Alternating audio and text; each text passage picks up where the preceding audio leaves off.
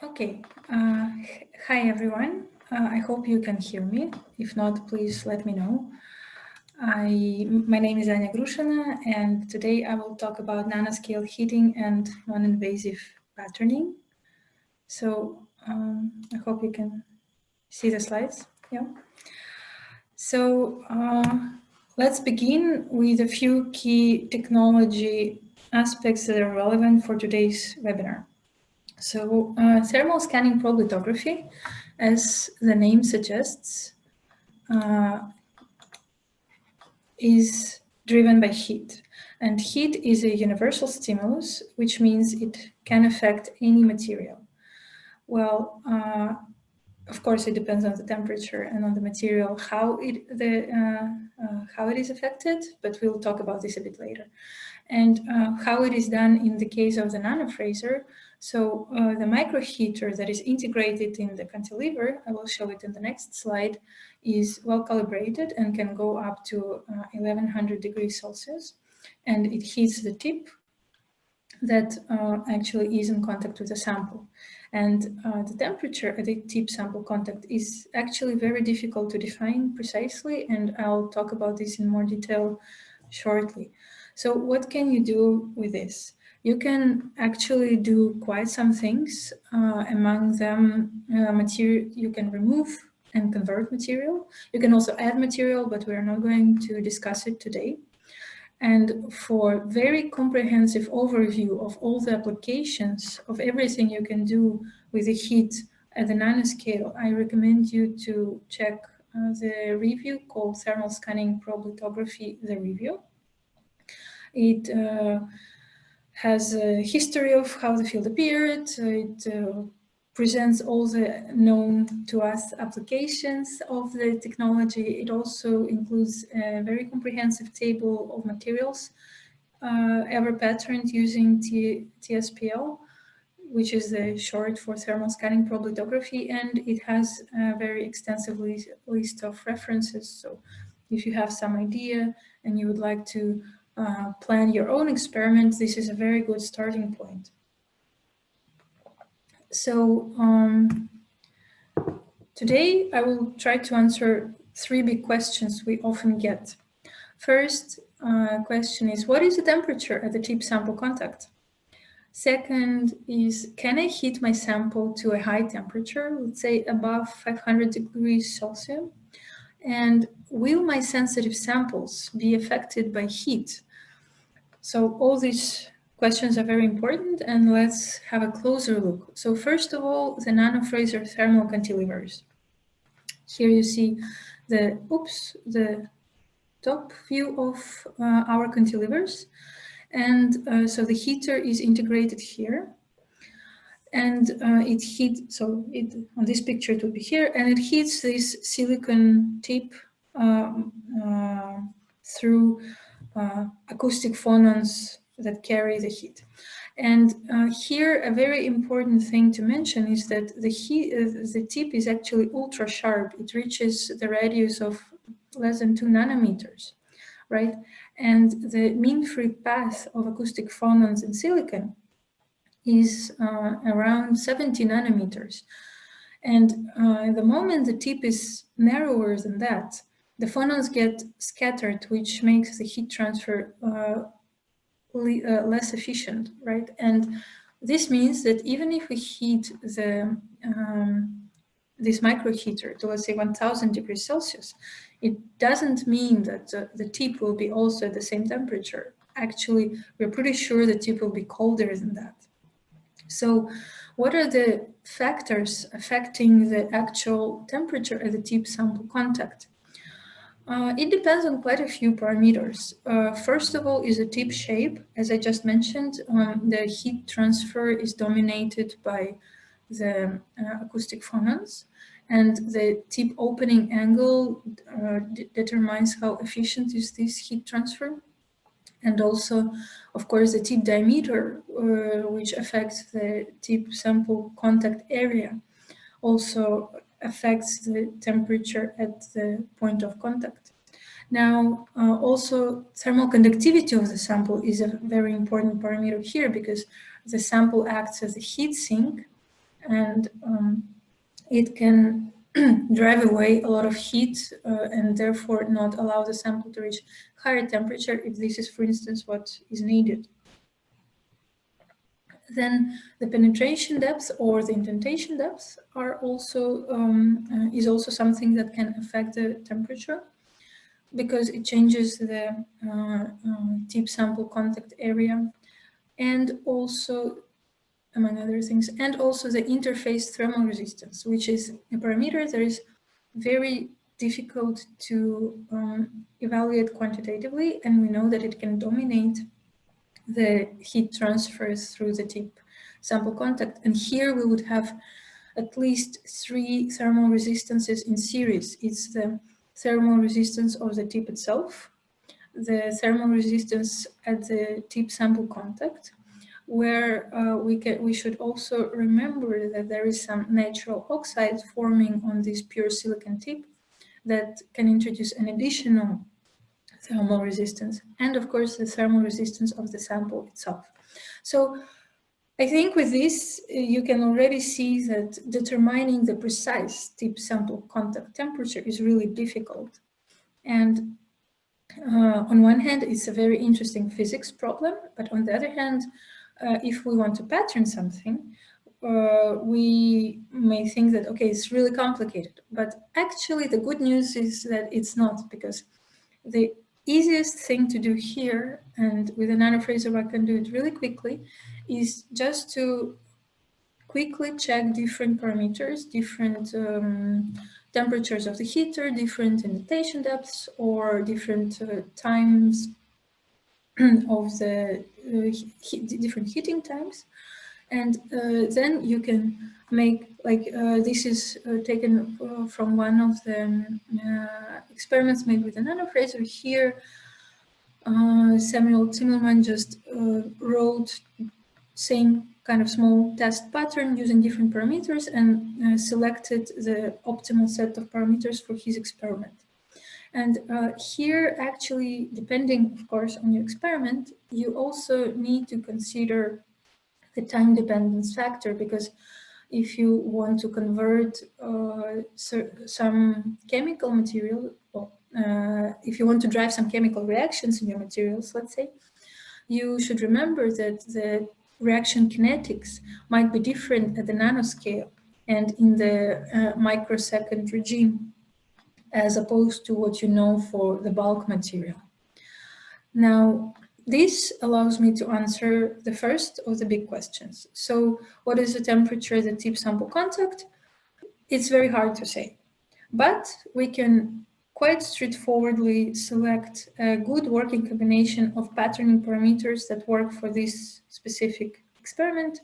And I think most of people are fairly happy with that. Now, I can also answer the second big question. Can I heat my sample to high temperature? So the answer is it depends. It depends on how high temperatures that you want to reach and what is the sample you're using. But overall, I would say if you blunt your tip, and actually we have a procedure for intentional and controlled tip blunting, then you will reach higher temperature because you will increase the contact area between the tip and the sample.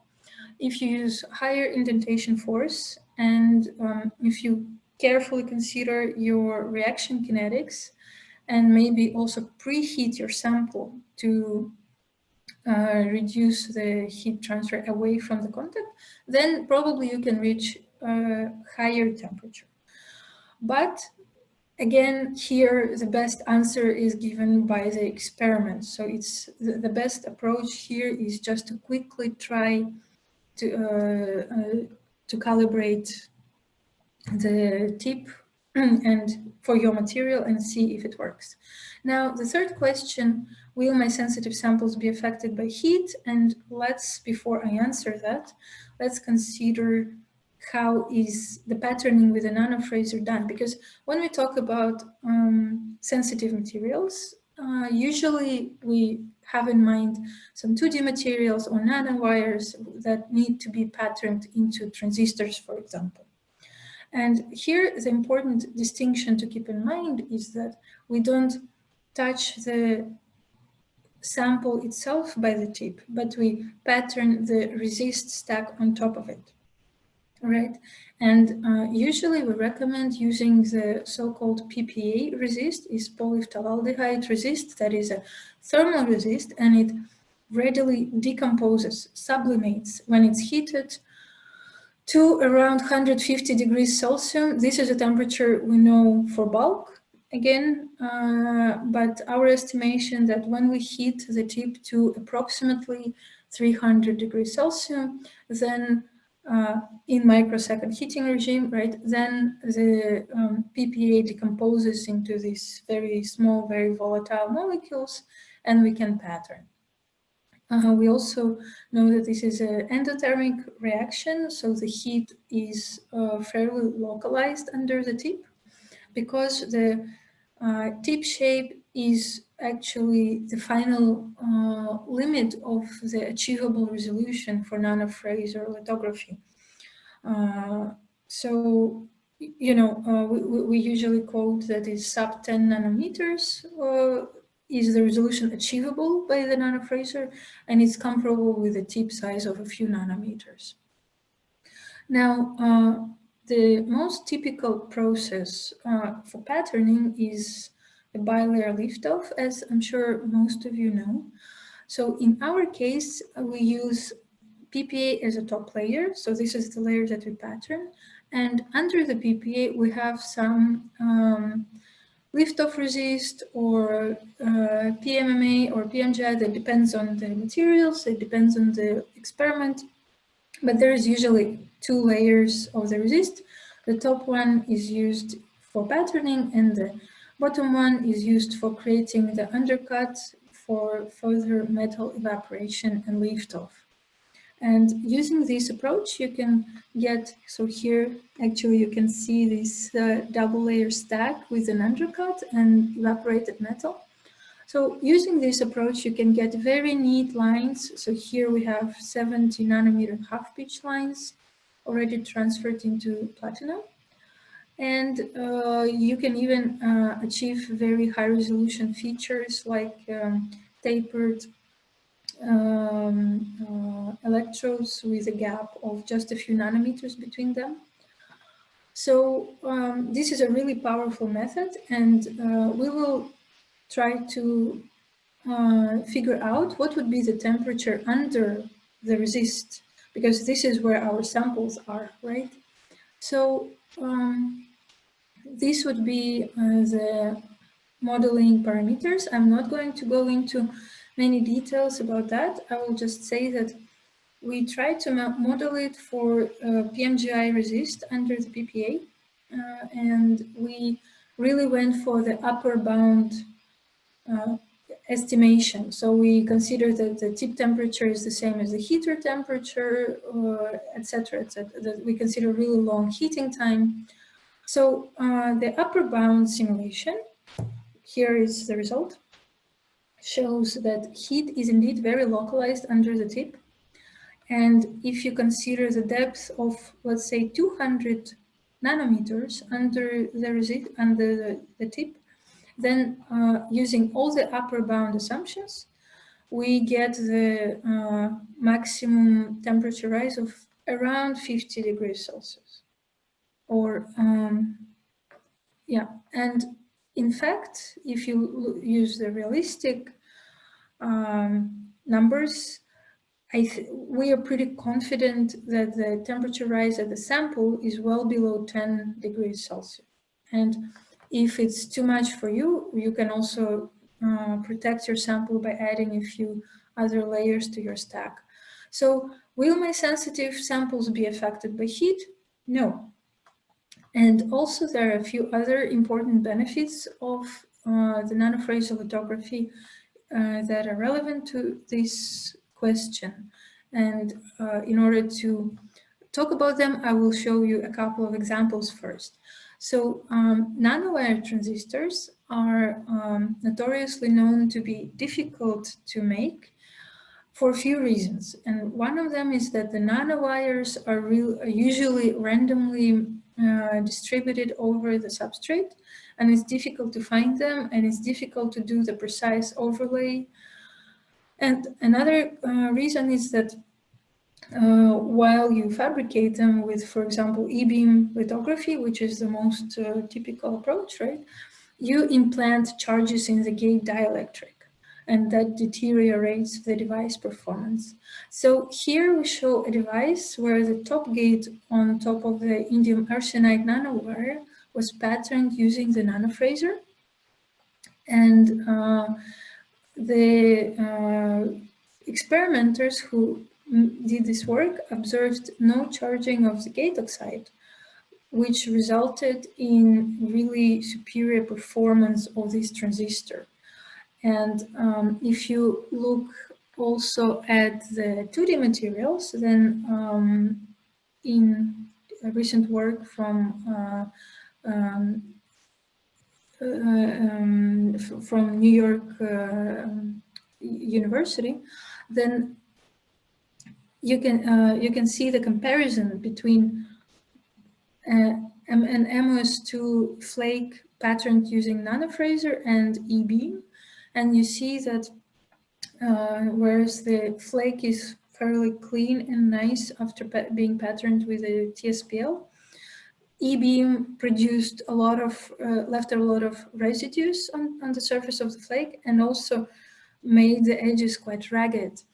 And in the same study, the researchers show very high quality transistors, field effect transistors, and they show basically vanishing Schottky barrier at the contacts.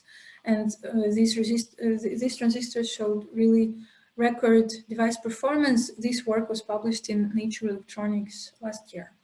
So if you try to understand why there's such a difference between the flakes patterned using NanoFrazor and E-beam, and in general between resulting devices, then if you consider what happens during E-beam lithography, then maybe something, our term non-invasive lithography actually begins making sense to you. So what happens when you expose your sample to the electron beam is that you want to develop the resist, right, where the beam hits it. But as this simulation is showing, the majority of the electrons is absorbed by the sample, and some of them are backscattered, and actually it has been shown that mostly it's the backscattered electrons that develop the resist, or that break the polymer chains in the resist, which in the end leads to patterning. So E-beam lithography also suffers from charging and proximity effects, and it has been also shown that it can damage the substrate or introduce lattice defects or vacancies or trap charges into the samples.